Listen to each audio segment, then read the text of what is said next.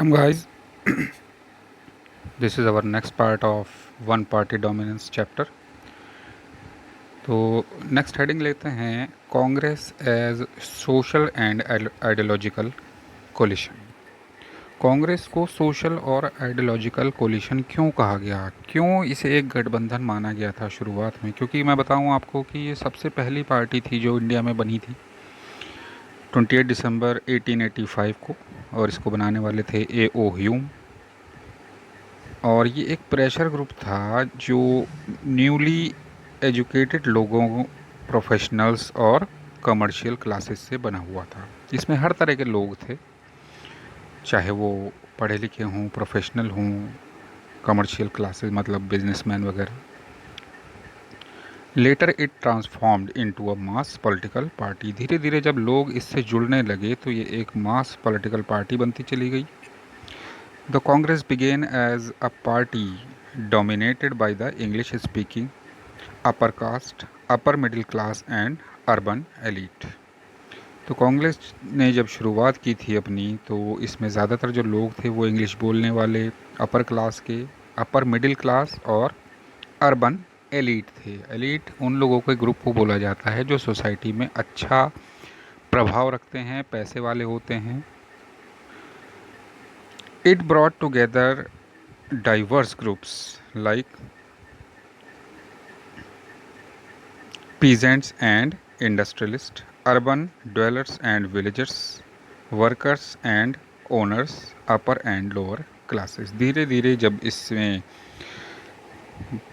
लोग जुड़ते चले गए तो वो फिर हर तरह के लोग, जैसे देखिए डाइवर्सिटी इसमें पीजेंट्स और इंडस्ट्रियलिस्ट मतलब किसान भी थे और बिजनेसमैन भी, अर्बन ड्वेलर्स एंड विलेजर्स शहर में काम करने वाले और गांव के लोग, वर्कर्स एंड ओनर्स मालिक और उनके workers, and upper and lower classes मतलब हर तरह का जो इसमें लोग थे वो जुड़ते चले गए। इसीलिए इसका नाम दिया गया था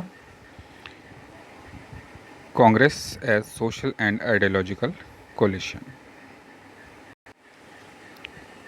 Congress accommodated the revolutionary and pacifist, conservatives and radicals, extremist and moderate, and right left and all shade of center। तो जितने ज़्यादा लोग उतनी ज़्यादा सोच, उतनी ज़्यादा बहस। तो इसमें कुछ पुराने सोच वाले भी थे, कुछ नए सोच वाले भी थे, कुछ बहुत गुस्से वाले थे, कुछ चाहते थे कि चेंज हो लेकिन हल्के हल्के हो, लेकिन कुछ लोग चाहते थे जो कि चेंज सडनली हो जाए। तो इसमें राइट लेफ़्ट हर तरह के शेड मौजूद थे। अब देखते हैं कि कांग्रेस में जब सोच अलग हुई तो लोगों ने धीरे धीरे अपने ग्रुप अलग बनाने शुरू कर दिए और उनको एक पार्टी का नाम दिया गया।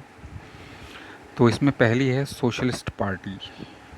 It formed in 1948 by Acharya Narendra Dev. Acharya Narendra Dev ने इसको 1948 में बनाया था। This party believed in the ideology of democratic socialism. ये पार्टी का जो आइडियोलॉजी थी वो थी डेमोक्रेटिक सोशलिज्म की। डेमोक्रेसी आप जानते ही हैं, लोगों से बनी हुई गवर्नमेंट, और सोशलिज्म मतलब जिसमें सोसाइटी का ज़्यादा से ज़्यादा भला हो सके। They criticise the Congress for favouring capitalist and landlords and for ignoring the workers and the peasant. इन्होंने कांग्रेस की बुराई की कि ये सिर्फ पैसे वाले इंडस्ट्रियलिस्ट और ज़मींदार लोगों के ही पर ध्यान देते हैं, उनका फेवर करते हैं, जबकि वर्कर्स और पीजेंट्स को इस पार्टी में इग्नोर किया जाता है, उन पर ध्यान नहीं दिया जाता। The socialist party got split in many socialist parties.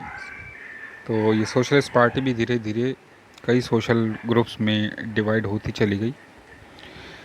These included the किसान मजदूर प्रजा पार्टी, द प्रजा सोशलिस्ट पार्टी एंड संयुक्त सोशलिस्ट पार्टी। तो इसके आप देख सकते हैं कितने इसमें 3 नाम दिए गए हैं। इतने पार्ट में डिवाइड हो गई। जयप्रकाश नारायण बहुत बड़ा नाम है पुराने लीडर्स में। Ashok Mehta, Acharya Narendra Dev, Ram Manohar Lohia, S M. Joshi were among the leaders of the socialist party. तो आप ये कुछ नाम हैं जो आपको याद रखने हैं कि जो सोशलिस्ट पार्टी के मेन लीडर्स रहे हैं वो जयप्रकाश नारायण, अशोक मेहता, आचार्य नरेंद्र देव और राम मनोहर लोहिया, एस.एम. जोशी वगैरह, ये सारे लीडर्स सोशलिस्ट पार्टी से जुड़े हुए थे। एक और ब्रांच इसकी निकली थी कांग्रेस में से, भारतीय जनसंघ। भारतीय Jansangh was formed in 1951 by Shyama Prasad Mukherjee. बहुत फेमस नाम रहा है। तो 1951 में ये वही है संघ जिससे बीजेपी निकली है। द संघ was different from the other parties in term of ideology and programs। संघ जो था वो दूसरी पार्टियों से बहुत ज़्यादा अलग था। इसकी आइडियोलॉजी बहुत अलग थी और इसके जो काम थे वो भी बहुत अलग थे। It emphasized the idea of our one country, one culture and one nation, and believed that the country could become modern, progressive। तो इनका जो मेन ऑब्जेक्टिव था वो था एक कंट्री, मतलब जितना पुराना इंडिया था, जो पाकिस्तान वगैरह सबका पार्ट था, वो मिल जाए, एक कंट्री हो, एक कल्चर हो और एक नेशन बना रहे, और साथ ही मॉडर्न प्रोग्रेसिव कंट्री ये चाहते थे।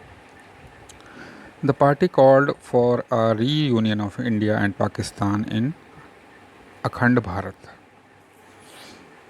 अखंड भारत का इनका सपना था। The party's leader included Shyama Prasad Mukherjee, Deendayal Upadhyay and Balraj Madhok. तो इसके जो मेन लीडर्स रहे हैं वो हैं श्यामा प्रसाद मुखर्जी, दीनदयाल उपाध्याय और Balraj मंडोक। The Bharatiya Janata party traces its root to the Bharatiya Jansangh. जैसे मैं बता रहा था आपको कि बीजेपी की जो रूट्स हैं पुरानी वो भारतीय जनसंघ से जुड़ी हुई हैं। इसके अलावा एक और पार्टी आती है, the communist party of India. Communist हालांकि वर्ल्ड में काफ़ी कंट्रीज़ में डोमिनेटेड हैं, चाइना है, रशिया है और आपका वियतनाम है, ये सब कम्युनिस्ट कंट्री हैं। कम्युनिस्ट पार्टी हमारे इंडिया में भी है लेकिन यहाँ ये उतने डोमिनेटेड हो नहीं पाए। तो in the early 1920s communist groups emerged in different parts of India. From 1935 the communist worked mainly with Indian national Congress. 1935 से कम्युनिस्ट ने इंडियन नेशनल कांग्रेस के साथ काम किया। This party believed in communism. Communism क्या होता है? कम्युनिज्म में ये आइडियोलॉजी रखी जाती है कि जो रिसोर्सेज हैं, चाहे वो ज़मीन हो या किसी भी तरह का कोई रिसोर्स, वो सब जनता के हाथ में होने चाहिए। गवर्नमेंट उनका यूज़ जो है वो लोगों की भलाई के लिए करे, ना कि किसी पर्टिकुलर इंडस्ट्रियलिस्ट या ग्रुप के फ़ायदे के लिए। Communist party was primarily secular, modern and also authoritarian. Communist party जो थी वो शुरुआत से ही सेकुलर रही है, सब धर्म के लोग जुड़े हुए थे, मॉडर्न सोच वाले हैं और अपना शासन खुद करना चाहते हैं। इट्स सेपरेटेड फ्रॉम कांग्रेस इन दिसंबर 1941। कांग्रेस से ये अलग हुई 1941 में और इन्होंने डिसाइड किया ब्रिटिश को सपोर्ट करने का and their war against Nazi Germany. जब जर्मनी से युद्ध हुआ था, सेकेंड वर्ल्ड वॉर हुई थी, तो इन्होंने ब्रिटिश को सपोर्ट किया था। In 1951, Communist Party abandoned the path of violent revolution and decided to participate in general election। 1951 में कम्युनिस्ट पार्टी ने अपना वायलेंट रेवोल्यूशन का पाथ छोड़ा, जो क्रांति की सोच ये रखते थे, और इन्होंने इलेक्शन में पार्टिसिपेट करने की डिसीज़न लिया।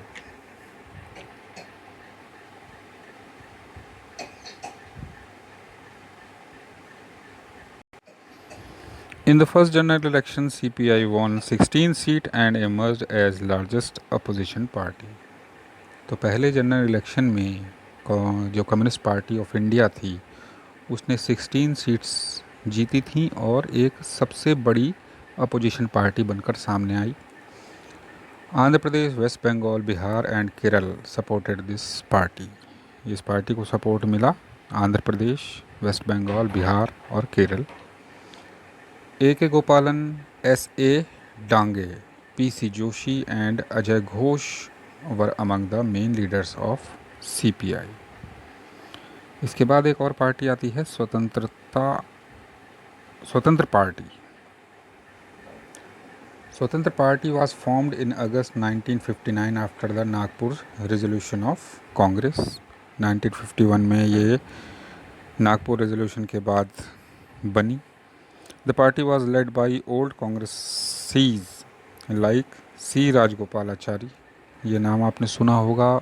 स्वतंत्र भारत के पहले गवर्नर जनरल जो इंडियन थे वो थे K M Munshi and N G Ranga. तो ये जो पुराने कांग्रेसी थे इन्होंने इस पार्टी को बनाया था। It emphasised on the free economy and less involvement of the government in controlling the economy. इस पार्टी की जो सोच थी वो ये थी कि इकोनॉमी को फ्री छोड़ा जाए, यानी कि इंडस्ट्रियलिस्ट के हाथ में रहे और गवर्नमेंट उसमें कम से कम अपना इंटरफेयर करे। It criticized the policy of NAM and favored to have close relation with the USA। जो नॉन अलाइंड मूवमेंट शुरू किया गया था जवाहरलाल नेहरू ने, उसको इस पार्टी ने अपोज किया और इनका मानना ये था कि हमें USA से अपने रिलेशन अच्छे बनाने चाहिए, क्लोज करने चाहिए ताकि एक दूसरे के काम आ सके। So guys, this is the end of your chapter. I hope आपको समझ में आया होगा। Thank you.